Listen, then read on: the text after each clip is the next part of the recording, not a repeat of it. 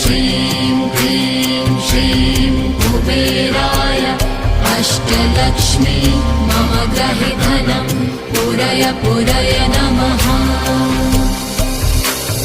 ॐ ह्रीं श्रीं क्लीं श्रीं कुबेराय अष्टलक्ष्मी मम गृहे धनं पूरय पूरय नमः।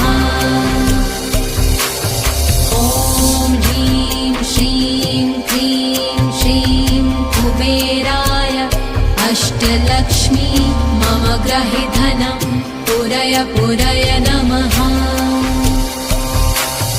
ॐ ह्रीं श्रीं क्लीं श्रीं कुबेराय अष्टलक्ष्मी मम गृहे धनं पूरय पूरय नमः।